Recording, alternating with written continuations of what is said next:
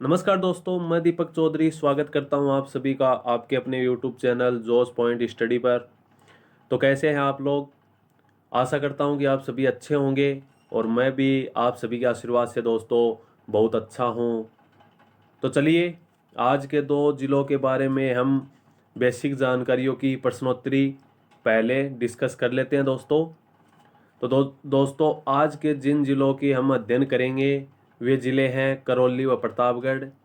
साथ ही दोस्तों आज का जो ये अपना वीडियो है ये जिला दर्शन का लास्ट वीडियो है, लास्ट क्लास है दोस्तों, क्योंकि इसी के साथ अपने जिला दर्शन पूरे हो जाते हैं। और अगली क्लास में हम जो प्रश्नोत्तरी करेंगे वो दोस्तों राजस्थान के संभागों से संबंधित प्रश्नोत्तरी करेंगे। तो दोस्तों देखिए,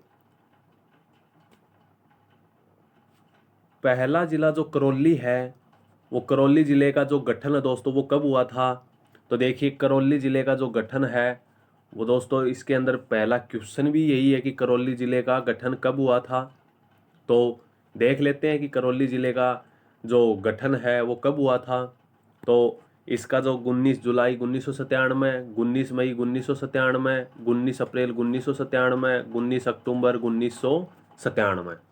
तो दोस्तों करौली जिला है ये स्वतंत्रता के का गठन कब हुआ था इसका स्वतंत्र रूप से? तो इसका गठन हुआ था दोस्तों 19 जुलाई 1997 में इसका गठन हुआ था। इसी के साथ देखते हैं दोस्तों कि ये 32वें नंबर का जिला है, करौली है ये 32वां जिला है। ठीक है, 33वें जिले पे प्रतापगढ़ है दोस्तों। और इसी के साथ देखते हैं कि जो ये जिला है दोस्तों ये सवाई माधोपुर से पृथक होकर बनाया गया था। सवाई माधोपुर से पृथक करके बनाया गया था दोस्तों। ये सवाई माधोपुर का ही एक हिस्सा है करौली जिला भी। इसी के साथ देखते हैं कि इसका जो क्षेत्रफल है दोस्तों, कुल क्षेत्रफल है वो 5524 वर्ग किलोमीटर इसका कुल क्षेत्रफल है दोस्तों स्थलीय सीमा।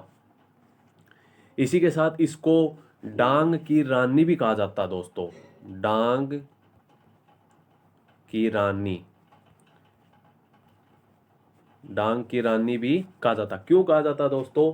क्योंकि जो डांग क्षेत्र है वो सबसे ज्यादा करौली जिले के अंदर ही फैला हुआ है, डांग क्षेत्र, इसलिए इसे डांग की रानी भी कहा जाता है।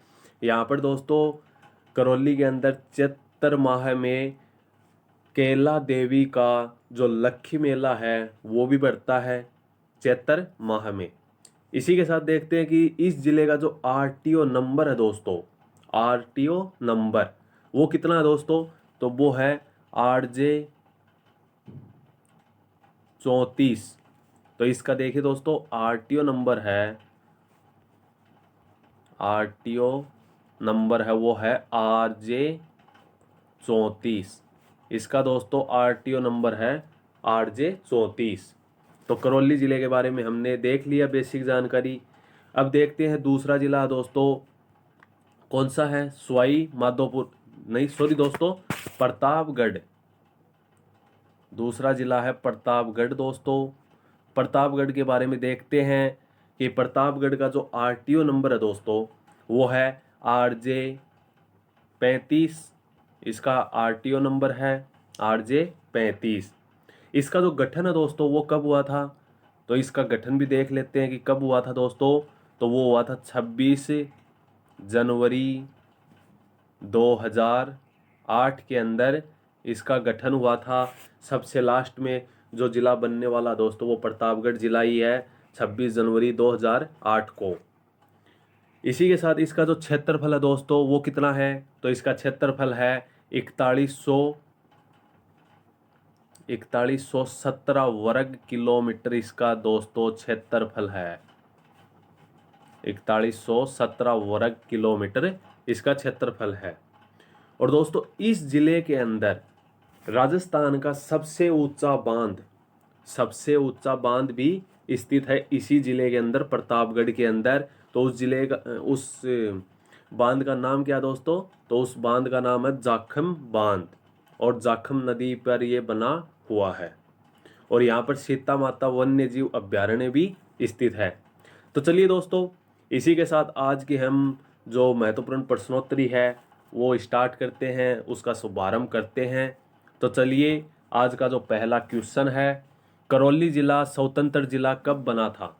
तो दोस्तों, करौली जिला है वो स्वतंत्र जिला कब बना था? आपको पता है 19 जुलाई 1997 में बना था। तो इसका फर्स्ट राइट हो जाएगा। चलिए अगले क्वेश्चन की तरफ चलते हैं। क्वेश्चन नंबर सेकंड देखिए दोस्तों, करौली जिला निम्न में से किस क्षेत्र में आता है? वागड़ क्षेत्र, ढूंढाड़ी क्षेत्र, हाड़ौती क्षेत्र, डांग क्षेत्र।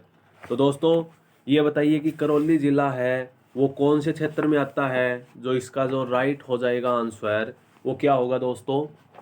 तो देखिए, करौली जिला है वो आता है दोस्तों, मैंने आपको बताया था कि डांग की रानी। तो डांग की रानी यानी कि डांग क्षेत्र में ही करौली जिला आता है। देखिए दोस्तों, वागड़ क्षेत्र है, इसके अंदर लगभग डूंगरपुर व बांसवाड़ा जिले आते हैं। ढूंढाड़ी क्षेत्र है दोस्तों, तो इसके अंदर जयपुर, टोंक, ये इसका कुछ क्षेत्र आता है। और इसी के साथ आड़ोती में देखते हैं दोस्तों, तो कोटा, बूंदी, बारा, झालावाड़, इसका कुछ क्षेत्र आता है। तो इसी के साथ डांग क्षेत्र है वो करौली जिले का करौली जिला वो डांग क्षेत्र में आता है। तो इसी के साथ फोर्थ ऑप्शन इसका करेक्ट आंसर हो जाएगा। चलिए क्वेश्चन नंबर 3 पे चलते हैं दोस्तों। हनुमान जी को स्तनपान कराती अंजनी माता, हनुमान जी को स्तनपान कराती अंजनी माता की एकमात्र मूर्ति कहाँ पर स्थित है दोस्तों? नागौर, करौली, अजमेर, सवाई माधोपुर। तो दोस्तों, हनुमान जी को जो स्तनपान है वो कराते हुए अंजनी माता की एकमात्र मूर्ति है, जो भारत के अंदर एकमात्र मूर्ति है, तो वो कहाँ पर स्थित है? तो पहली बात दोस्तों, ये राजस्थान के अंदर स्थित है, राजस्थान के अंदर ही स्थित है। और राजस्थान में किस जिले के अंदर स्थित है दोस्तों? तो यह है करौली के अंदर, करौली के अंदर स्थित है। तो ऑप्शन नंबर इसका सेकंड राइट हो जाएगा। चलिए अगले क्वेश्चन पे चलते हैं। क्वेश्चन नंबर 4, लठमार होली कहाँ की प्रसिद्ध है? दोस्तों देखिए, लठमार होली, यहाँ पर लठों से होली खेली जाती है कि एक आदमी अपने सर के ऊपर एक दोस्तों कुछ लोहे का होता है वो रख लेता है, और फिर जो महिलाएं होती हैं वो लठ लेकर उस लोहे के जो कोई भी वो पात्र है उसके ऊपर उस लठ से वार करती हैं, तो उसे लठमार होली कहा जाता है। तो ये जगदीश जी की प्रसिद्ध है, कबीर जी की प्रसिद्ध है, महावीर जी की प्रसिद्ध है, उदय सिंह जी की प्रसिद्ध है। तो दोस्तों लठमार होली है वो कहाँ की प्रसिद्ध है? तो इसका जो करेक्ट आंसर हो जाएगा जगदीश जी की प्रसिद्ध होली है। लठमार होली नहीं दोस्तों, सॉरी, रॉन्ग हो गया ये। तो जगदीश जी की नहीं, लठमार होली महावीर जी की प्रसिद्ध है। तो इसी के साथ इसका ऑप्शन नंबर 3 राइट आंसर हो जाएगा दोस्तों। चलिए अगले क्वेश्चन की तरफ चलते हैं। क्वेश्चन नंबर 5, डांग की रानी किस जिले का उपनाम है? देखिए दोस्तों, ये क्वेश्चन आ गया है, डांग की रानी किस जिले का उपनाम है? करौली, भरतपुर, अलवर, कोटा। तो दोस्तों डांग की रानी किस जिले का उपनाम है दोस्तों? तो आपको पता है कि डांग क्षेत्र सबसे ज्यादा करौली जिले में आता है, तो करौली जिले को ही डांग की रानी कहा जाता है। तो ऑप्शन नंबर फर्स्ट इसका करेक्ट आंसर हो जाएगा। चलिए क्वेश्चन नंबर 6 पे चलते हैं। केला देवी किस राजवंश की कुल देवी थी? केला देवी दोस्तों किस राजवंश की कुल देवी थी? इसका जो करेक्ट आंसर होगा वो क्या होगा? यदुवंशी वंश, राठौड़ वंश, चौहान वंश, प्रतिहार वंश। तो दोस्तों केला देवी है वो किस राजवंश की कुल देवी थी? इसका जो करेक्ट हो जाएगा आंसर वो हो जाएगा यदुवंशी वंश। केला देवी यदुवंशी यानी कि यादव वंश, यदुवंशी को ही यादव भी कहा जाता है दोस्तों। तो इस वंश की कुल देवी थी। तो ऑप्शन नंबर फर्स्ट इसका करेक्ट हो जाएगा। चलिए अगले क्वेश्चन की तरफ चलते हैं। क्वेश्चन नंबर 7 पे चलते हैं दोस्तों। राजस्थान में सबसे बड़ा मिट्टी का बांध कौन सा है? राजस्थान में सबसे बड़ा मिट्टी का बांध कौन सा है दोस्तों? गुडला बांध, टिहरी बांध, चोलिया बांध, मानचना बांध। तो दोस्तों सबसे बड़ा मिट्टी का बांध है वो कौन सा है? इसका जो करेक्ट आंसर होगा वो क्या होगा? तो देखिए सबसे बड़ा मिट्टी का बांध पांचना बांध है दोस्तों, और ये कहाँ पर है? तो यह करौली के अंदर ही है। तो इसका जो करेक्ट आंसर ऑप्शन नंबर 4 हो जाएगा। चलिए अगले क्वेश्चन पे चलते हैं। क्वेश्चन नंबर 8 पे चलते हैं दोस्तों। मर्दान शाह पीर की दरगाह किस दुर्ग में स्थित है? मर्दान शाह पीर की दरगाह दोस्तों किस दुर्ग में स्थित है? तिमनगढ़ दुर्ग, कुंभलगढ़ दुर्ग, मंडरायल दुर्ग, रणथंभौर दुर्ग। तो इसका जो राइट आंसर हो जाएगा वो क्या होगा? मर्दान शाह पीर की दरगाह कौन से दुर्ग में स्थित है दोस्तों? तो ये दरगाह स्थित है दोस्तों मंडरायल दुर्ग में। ऑप्शन नंबर 3 इसका करेक्ट आंसर हो जाएगा। तिमनगढ़ और मंडरायल दोस्तों दोनों ही दुर्ग करौली जिले के अंदर स्थित हैं। करौली, तो इसका ऑप्शन नंबर 3 हो जाएगा राइट। चलिए क्वेश्चन नंबर 9 पे चलते हैं दोस्तों। राष्ट्रीय चंबल घड़ियाल वन्य जीव अभ्यारण्य कितने जिलों में फैला हुआ है? राष्ट्रीय चंबल घड़ियाल वन्य जीव अभ्यारण्य कितने जिलों में फैला हुआ दोस्तों? 4, 5, 2, 3। तो इसका जो राइट हो जाएगा आंसर वो क्या होगा? राष्ट्रीय चंबल घड़ियाल वन्य जीव अभ्यारण्य दोस्तों 4 जिलों के अंदर स्थित है, 4 जिलों में फैला हुआ है।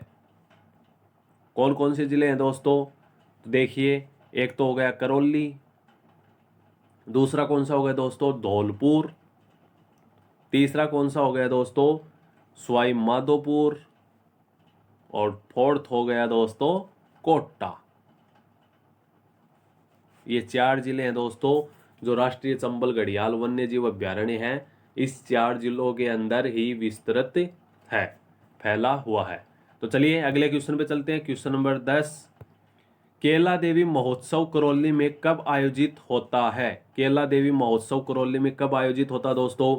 अगस्त, फरवरी, अप्रैल, अक्टूबर।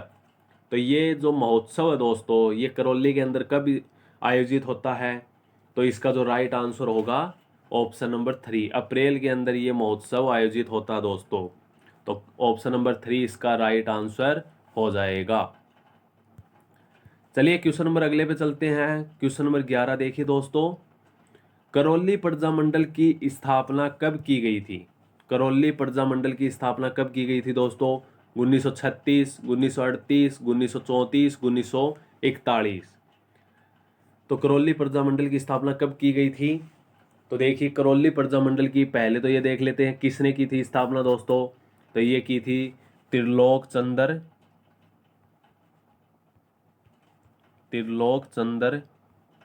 माथुर। त्रिलोक चंद्र माथुर दोस्तों इसके स्थापना करने वाले थे, और कब की थी? 1938 के अंदर। ऑप्शन नंबर इसका सेकंड राइट हो जाएगा। चलिए अगले क्वेश्चन पे चलते हैं। Question number 12। करौली जिले में कौन सा मेला बढ़ता है? करौली जिले में कौन सा पशु मेला बढ़ता है दोस्तों? महाशिवरात्रि पशु मेला, मल्लीनाथ पशु मेला, जसवंत पशु मेला, चंद्रभागा पशु मेला। तो दोस्तों करौली जिले में कौन सा पशु मेला बढ़ता है? इसका जो राइट होगा आंसर वो क्या होगा? तो देखिए दोस्तों पहले हम ये देख लेते हैं करौली जिले में कौन सा पशु मेला बढ़ता है। तो देखिए चंद्रभागा पशु मेला कहाँ पर बढ़ता है दोस्तों? तो ये बढ़ता है झालावाड़ में, झालावाड़ में बढ़ता है। जसवंत पशु मेला दोस्तों तो ये बढ़ता है भरतपुर में। मल्लीनाथ पशु मेला दोस्तों तो ये बढ़ता है बाड़मेर में। और बच गया दोस्तों महाशिवरात्रि पशु मेला, तो ये बढ़ता है करौली के अंदर। तो ऑप्शन नंबर इसका फर्स्ट राइट आंसर हो जाएगा। चलिए क्वेश्चन नंबर 13 की तरफ चलते हैं। देखिए दोस्तों क्वेश्चन नंबर 13 अपना, सफेद चंदन से महकता हुआ उद्यान नाम से प्रसिद्ध उद्यान कौन सा है? सफेद चंदन से महकता हुआ उद्यान नाम से प्रसिद्ध उद्यान कौन सा दोस्तों? छत्तर विलास उद्यान, चंबल विलास उद्यान, मुबारक विलास उद्यान, हरसुख विलास उद्यान। तो दोस्तों सफेद चंदन से महकता हुआ उद्यान कौन से उद्यान को कहा जाता है?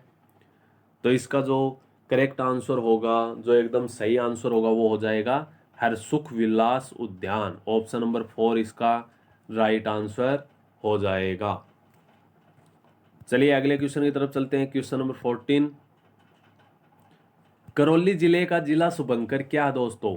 करौली जिले का जिला शुभंकर क्या है? सारस, खमनोर, मगरमच्छ, घड़ियाल। तो दोस्तों करौली जिले का जो जिला शुभंकर है वो कौन सा जीव है?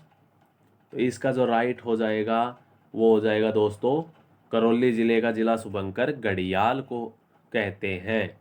सारस कहाँ का दोस्तों? तो सारस है भरतपुर का।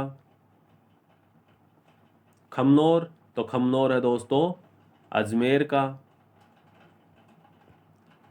मगरमच्छ दोस्तों तो ये है बारा का। और घड़ियाल हो गया करौली का। तो ऑप्शन नंबर 4 इसका राइट आंसर हो जाएगा। चलिए क्वेश्चन नंबर 15 पे चलते हैं। कल्याणपुरी नगर की स्थापना कब की गई थी? कल्याणपुरी नगर की स्थापना कब की गई थी दोस्तों? 1328, 1348, 1356, 1375। तो कल्याणपुरी नगर की स्थापना कब की गई थी दोस्तों? जब करौली नगर की स्थापना हुई थी तब उसे कल्याणपुरी नगर भी कहा जाता था। तो इसलिए कल्याणपुरी नगर की स्थापना कब की गई थी? तो ये की गई थी दोस्तों 1348 के अंदर। किसने की थी दोस्तों? तो इसकी स्थापना की थी यादव वंश का जो संस्थापक था दोस्तों अर्जुन पाल। अर्जुन पाल जो नागौर के अंदर यादव वंश की नींव रखी थी, अर्जुन पाल ने ही इस नगर की स्थापना की थी। तो ऑप्शन नंबर 2 इसका राइट आंसर हो जाएगा। चलिए क्वेश्चन नंबर 16 की तरफ चलते हैं। करौली शहर की स्थापना किस नदी के किनारे की गई थी? करौली शहर की स्थापना किस नदी के किनारे की गई थी दोस्तों? कालीसील नदी, खिरखिरी नदी, भद्रावती नदी, चंबल नदी। तो दोस्तों करौली शहर की जो स्थापना है वो किस नदी के किनारे की गई थी? तो इसका जो राइट आंसर हो जाएगा भद्रावती नदी। करौली नगर की स्थापना दोस्तों भद्रावती नदी के किनारे की गई थी। इसी के साथ देखते हैं दोस्तों इसके अंदर एक दूसरा क्वेश्चन भी बन रहा है, कालीसील नदी। तो दोस्तों कालीसील नदी के किनारे पर केला देवी मंदिर स्थित है। केला देवी मंदिर है दोस्तों वो कालीसील नदी के किनारे पर नजदीक स्थित है। तो ऑप्शन नंबर 3 इसका करेक्ट आंसर हो जाएगा। चलिए क्वेश्चन नंबर 17 पे चलते हैं। देखिए दोस्तों 17 नंबर क्वेश्चन, ग्वालियर दुर्ग की कुंजी, ग्वालियर दुर्ग की कुंजी किस दुर्ग को कहते हैं? मंडरायल दुर्ग, तिमनगढ़ दुर्ग, भानगढ़ दुर्ग, उंटाला दुर्ग। तो दोस्तों ग्वालियर दुर्ग की जो कुंजी है वो किस दुर्ग को कहा जाता है? इसका जो राइट आंसर होगा वो क्या होगा? तो देखिए ग्वालियर दुर्ग की जो कुंजी है दोस्तों वो कहते हैं मंडरायल दुर्ग को। और मंडरायल दुर्ग है दोस्तों ये किस नदी के किनारे पर है? तो ये है चंबल नदी के किनारे पर। चंबल नदी, चंबल नदी के किनारे पर ही स्थित है दोस्तों। तो ऑप्शन नंबर इसका फर्स्ट राइट आंसर हो जाएगा। चलिए क्वेश्चन नंबर 18 की तरफ चलते हैं। तिमनगढ़ दुर्ग किस श्रेणी का दुर्ग है? तिमनगढ़ दुर्ग किस श्रेणी का दुर्ग है दोस्तों? पारिद श्रेणी, सहाय श्रेणी, दानवन श्रेणी, गिरी श्रेणी। तो दोस्तों तिमनगढ़ दुर्ग कौन सी श्रेणी का दुर्ग है? तो इसका जो राइट आंसर हो जाएगा वो क्या होगा? तो देखिए दोस्तों पहले हम ये देख लेते हैं कि पारिद श्रेणी कौन सी होती है। तो पारिद श्रेणी होती है दोस्तों जो ईंट, पत्थर और मिट्टी के परकोटे से जो बना होता है ना दुर्ग दोस्तों, उसे पारिद श्रेणी का दुर्ग कहा जाता है। इसी के साथ देखते हैं दोस्तों सहाय श्रेणी। तो सहाय श्रेणी दोस्तों सूर, ऐसे जो सूरवीर लोग होते हैं जो रहते हैं उसे सहाय श्रेणी का दुर्ग कहा जाता है दोस्तों। दानवन श्रेणी, तो दानवन श्रेणी दोस्तों जो रेगिस्तान के अंदर दुर्ग होता है उसे दानवन श्रेणी का दुर्ग कहा जाता है। और गिरी दुर्ग है दोस्तों, गिरी श्रेणी का जो दुर्ग है इसे किसको कहा जाता है दोस्तों? जो पहाड़ी के ऊपर स्थित होता है, जो पहाड़ी से घिरा हुआ होता है या फिर पहाड़ी के ऊपर होता है उसे गिरी श्रेणी का दुर्ग कहा जाता है। तो तिमनगढ़ दुर्ग दोस्तों किस श्रेणी का दुर्ग है? तो देखिए तिमनगढ़ दुर्ग है दोस्तों, ये गिरी श्रेणी का दुर्ग है, क्योंकि ये पहाड़ी के ऊपर स्थित है। तो ऑप्शन नंबर इसका 4 राइट आंसर हो जाएगा। चलिए क्वेश्चन नंबर 19 की तरफ चलते हैं दोस्तों। केला देवी मूर्ति में कितनी भुजाएं हैं? दोस्तों केला देवी की जो मूर्ति है उसमें कितनी भुजाएं हैं? 6, 8, 10, 7। तो दोस्तों कितनी भुजाएं हैं? इसका जो करेक्ट आंसर होगा वो क्या होगा? तो देखिए केला देवी की जो मूर्ति है दोस्तों उसके अंदर जो भुजाएं हैं वो 8 भुजाएं हैं। ऑप्शन नंबर इसका सेकंड राइट हो गया। चलिए आज के पहले जिले के अंतिम क्वेश्चन की तरफ चलते हैं, जो करौली जिले से संबंधित अंतिम क्वेश्चन। पांचना बांध का निर्माण किस देश की सहायता से किया गया था? पांचना बांध का निर्माण दोस्तों किस देश की सहायता से किया गया था? अमेरिका, ब्राजील, रूस, चीन। तो दोस्तों इसका आंसर आपको पता होगा कि पांचना बांध का निर्माण किस देश की सहायता से किया गया था। तो इसका जो राइट हो जाएगा अमेरिका। अमेरिका की सहायता से दोस्तों पांचना बांध का निर्माण किया गया था। चलिए अगले क्वेश्चन की तरफ चलते हैं। Question number 21। प्रतापगढ़ जिले का स्वतंत्र रूप से गठन कब किया गया? प्रतापगढ़ जिले का स्वतंत्र रूप से गठन कब किया गया दोस्तों? 26 जनवरी 2006, 26 जनवरी 2007, 26 जनवरी 2008, 26 जनवरी 2010। तो दोस्तों मैंने आपको स्टार्टिंग में बता दिया था कि प्रतापगढ़ जिले का जो स्वतंत्र रूप से गठन है वो किया गया था 26 जनवरी 2008 को। तो इसका जो ऑप्शन नंबर 3 राइट हो जाएगा। चलिए क्वेश्चन नंबर 22 पे चलते हैं। राज्य की दूसरी पवन ऊर्जा परियोजना की स्थापना कहाँ की गई है? दूसरी पवन ऊर्जा परियोजना की स्थापना कहाँ पर की गई है दोस्तों? तो देख लेते हैं प्रथम पवन ऊर्जा परियोजना कहाँ पर स्थापित की गई दोस्तों? ये तो सेकंड है, और प्रथम और देख लेते हैं। तो दोस्तों प्रथम की गई अमर सागर। और कब की गई दोस्तों? तो ये की गई थी 1999 में। और अमर सागर कहाँ पे है दोस्तों? तो ये है जैसलमेर में। ये जैसलमेर में स्थित अमर सागर, यहाँ पर प्रथम पवन ऊर्जा परियोजना की स्थापना की गई थी। सेकंड कहाँ पर की गई थी दोस्तों? तो सेकंड भी बता देते हैं हम कहाँ पर की गई थी। तो दोस्तों सेकंड की गई थी देवलिया, करौली के देवलिया नामक स्थान पर दूसरी पवन ऊर्जा परियोजना की स्थापना की गई है। इसी के साथ देखते हैं दोस्तों कि प्रथम निजी क्षेत्र की जो पवन ऊर्जा परियोजना है, निजी क्षेत्र की, प्रथम निजी क्षेत्र की, प्रथम निजी क्षेत्र की जो पवन ऊर्जा परियोजना दोस्तों उसकी स्थापना कहाँ पर की गई? तो ये बड़ा गांव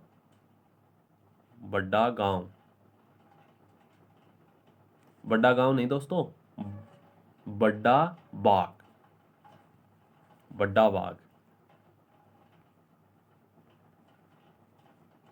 और ये भी जैसलमेर में है दोस्तों। इसकी स्थापना कब की गई? इसकी स्थापना की गई थी दोस्तों 2001 में। ऑप्शन नंबर इसका सेकंड राइट हो जाएगा। चलिए क्वेश्चन नंबर 23 पे चलते हैं दोस्तों। राजस्थान का सबसे ऊंचा बांध कौन सा है? राजस्थान का सबसे ऊंचा बांध कौन सा दोस्तों? बिसलपुर बांध, राणा प्रताप सागर बांध, माही बजाज सागर बांध, जाखम बांध। तो राजस्थान का सबसे ऊंचा बांध कौन सा दोस्तों? तो मैंने आपको बताया था दोस्तों कि राजस्थान का सबसे ऊंचा बांध जाखम बांध है, जो प्रतापगढ़ जिले में स्थित है। जाखम नदी पर कितना ऊंचा दोस्तों ये? तो ये है 81 मीटर ऊंचा, 81 मीटर ऊंचा बांध है दोस्तों। इसी के साथ देखते हैं दोस्तों बिसलपुर बांध है, ये कैसा बांध है? ये है राजस्थान की सबसे बड़ी पेयजल परियोजना।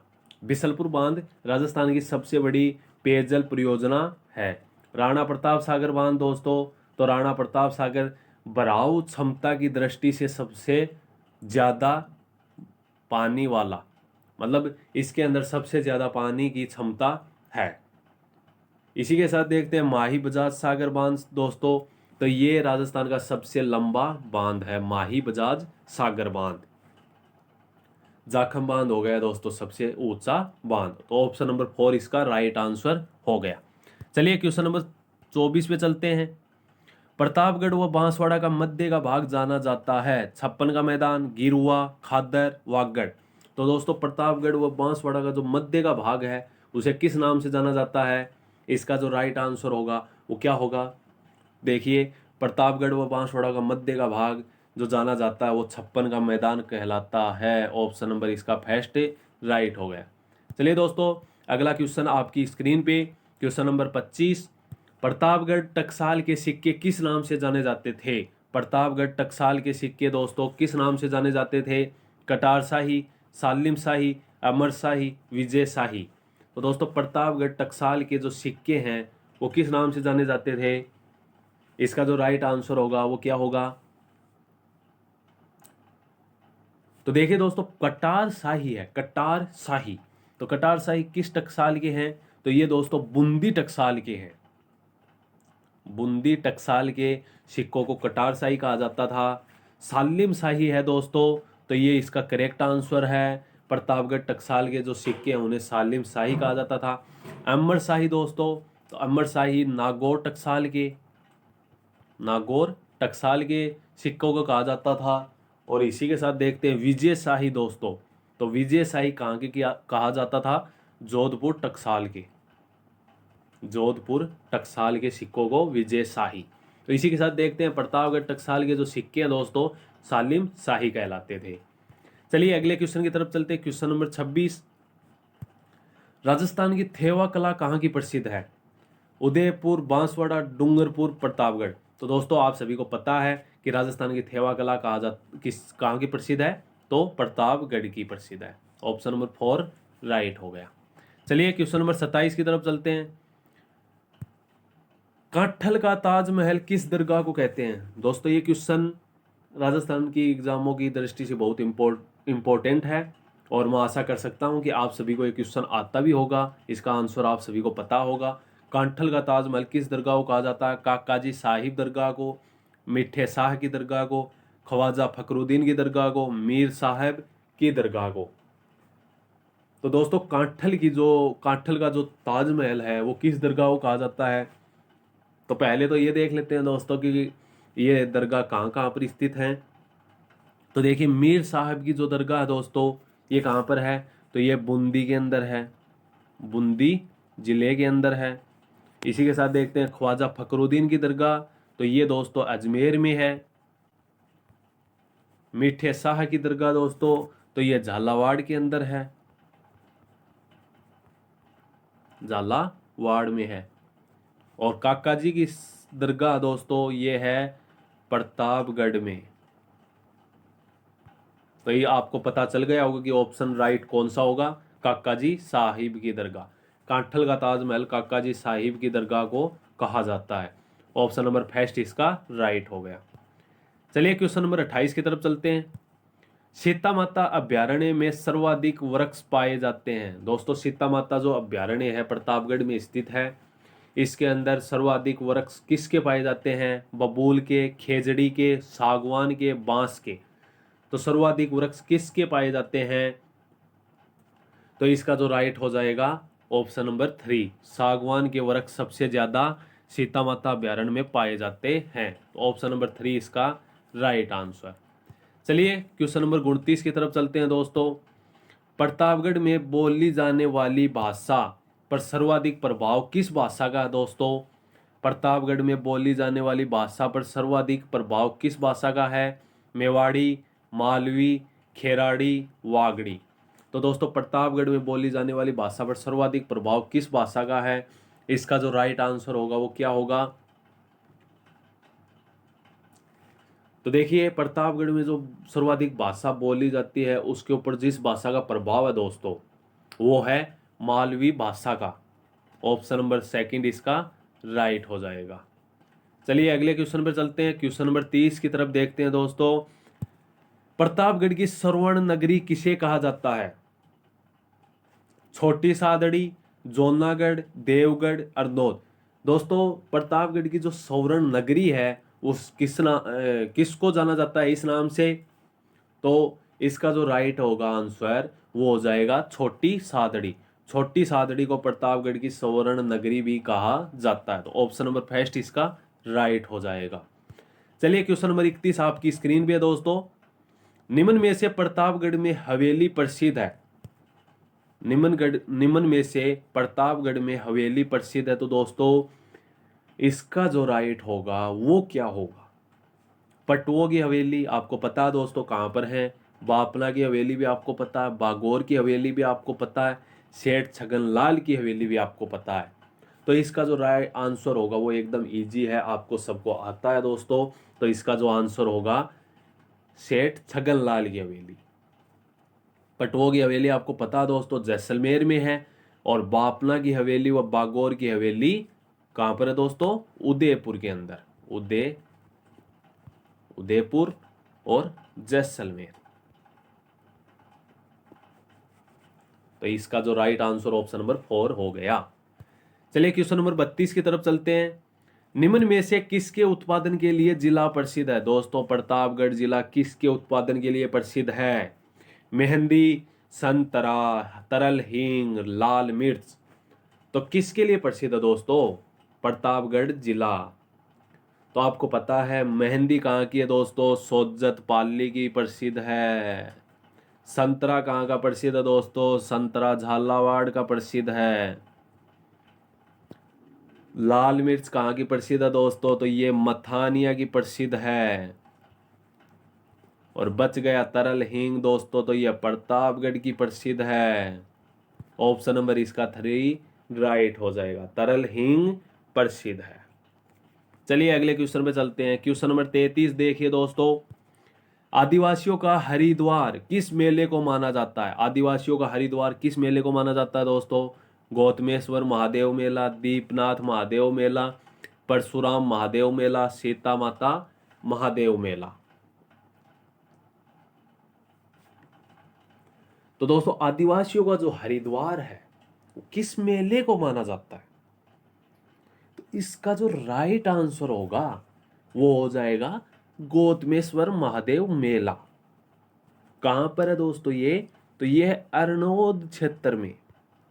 अरनोद क्षेत्र में स्थित है। ऑप्शन नंबर इसका फर्स्ट राइट होगा। चलिए क्वेश्चन नंबर 34 पे चलते हैं दोस्तों। सीता माता का मेला प्रतिवर्ष कब बढ़ता है? सीता माता का मेला प्रतिवर्ष कब बढ़ता है दोस्तों? भाद्रपद अमावस्या, ज्येष्ठ अमावस्या, चैत्र अमावस्या, आश्विन अमावस्या। तो कब बढ़ता है? इसका जो राइट होगा सीता माता का मेला। तो देखिए दोस्तों सीता माता का जो मेला है वो बढ़ता है ज्येष्ठ अमावस्या को। तो इसका करेक्ट आंसर हो जाएगा ऑप्शन नंबर 2। चलिए क्वेश्चन नंबर 35 पे चलते हैं दोस्तों। थेवा कला के जनक किसको माना जाता है? थेवा कला के जनक किसको माना जाता है दोस्तों? आपको पता है थेवा कला प्रतापगढ़ की प्रसिद्ध है। तो इसका जनक भी किसको माना जाता है? जानकी लाल को, शिवलाल जोशी को, त्रिलोक चंद को, नाथूजी सोनी को। तो दोस्तों थेवा कला के जो जनक है वो माना जाता है नाथूजी सोनी को। ऑप्शन नंबर 4 इसका राइट आंसर हो जाएगा। चलिए क्वेश्चन नंबर 36 पे चलते हैं। सीता माता अभयारण्य को अन्य किस नाम से जाना जाता है? सीता माता अभयारण्य को अन्य किस नाम से जाना जाता है दोस्तों? पक्षियों का स्वर्ग, चीतल की मातृभूमि, भेड़ियों की प्रजनन स्थली, बाघों का घर। तो इसका जो राइट आंसर होगा वो क्या होगा? तो देखिए दोस्तों पक्षियों का स्वर्ग किसे कहा जाता है? तो ये कहा जाता है केवलादेव को। केवलादेव अभयारण्य को पक्षियों का स्वर्ग कहा जाता है। चित्तल की मातृभूमि दोस्तों सीता माता अभयारण्य को कहा जाता है।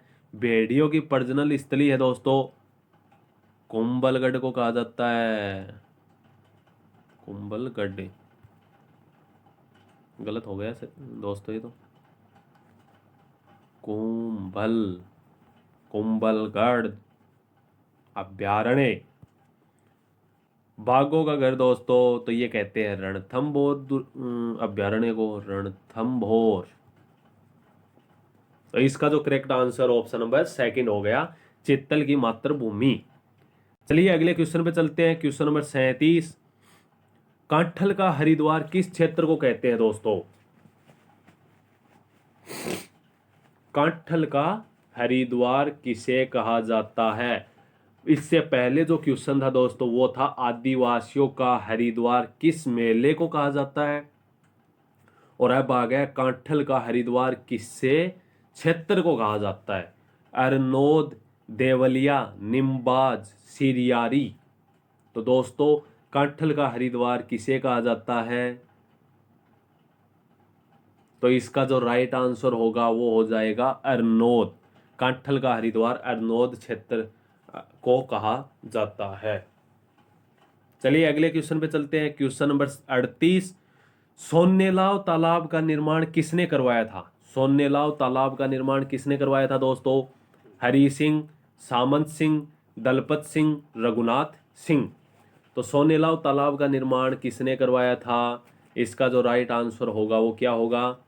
तो देखिए दोस्तों, सोनेलाव तालाब है ये कहाँ पर है? तो ये है देवलिया में, देवलिया में है। और इसका निर्माण किसने करवाया था? तो इसका निर्माण करवाया था दोस्तों दलपत सिंह ने। ऑप्शन नंबर इसका 3 राइट आंसर हो गया। चलिए क्वेश्चन नंबर 39 पे चलते हैं, आज के सेकंड लास्ट क्वेश्चन पे दोस्तों। उड़न गिलहरियों का सौरग किस अभ्यारण्य को कहते हैं? सीता माता अभ्यारण्य, कुंभलगढ़ अभ्यारण्य, केवलादेव अभ्यारण्य, सरिस्का अभ्यारण्य। तो दोस्तों उड़न गिलहरियों का सौरग किस अभ्यारण्य को कहा जाता है? इसका जो करेक्ट आंसर होगा क्या होगा? तो देखिए उड़न गिलहरियों का सौरग कहा जाता है दोस्तों सीता माता अभ्यारण्य को। ऑप्शन नंबर फर्स्ट इसका राइट हो गया। चलिए आज के अंतिम क्वेश्चन की तरफ चलते हैं दोस्तों। तो देखिए आज का अपना अंतिम क्वेश्चन करते हैं। राजस्थान का दूसरा परमाणु ऊर्जा संयंत्र कहाँ स्थित है? राजस्थान का दूसरा परमाणु ऊर्जा संयंत्र कहाँ पर स्थित है दोस्तों? देवगढ़, अरनोद, देवपुरी, सादड़ी। तो इसका जो दूसरा परमाणु ऊर्जा संयंत्र है वो कहाँ पर है? तो देख लेते हैं दोस्तों कि प्रथम कहाँ पर है। प्रथम परमाणु ऊर्जा संयंत्र कहाँ पर है दोस्तों? तो ये है चित्तौड़गढ़ में, चित्तौड़गढ़ में प्रथम है। और सेकंड कहाँ पर है दोस्तों? तो सेकंड है वो है देवगढ़ में। सेकंड परमाणु ऊर्जा संयंत्र दोस्तों देवगढ़ में है। इसी के साथ दोस्तों आज की जो अपनी इम्पोर्टेंट महत्वपूर्ण प्रश्नोत्तरी थी जो करौली व प्रतापगढ़ जिले से थी वो पूरी होती है। और इसी के साथ अपना जो जिला दर्शन है दोस्तों वो भी पूरी तरह से ख़त्म होता है। कल से दोस्तों संभागों की क्लास स्टार्ट की जाएगी। और दोस्तों इस वीडियो को पूरा देखना और अपना प्यार बनाए रखना। साथ ही दोस्तों अपने दोस्तों के पास भी वीडियो शेयर करना ताकि उन्हें भी कुछ फ़ायदा हो सके और मेरी भी मेहनत दोस्तों सफल हो। और आपको पता ही है दोस्तों कि लाइक तो करना ही करना है, इसमें तो कहने वाली कोई बात ही नहीं है। तो चलिए अगली क्लास में मिलते हैं, तब तक के लिए राम राम दोस्तों, बाय बाय। अपनी सेहत का ध्यान रखिए दोस्तों।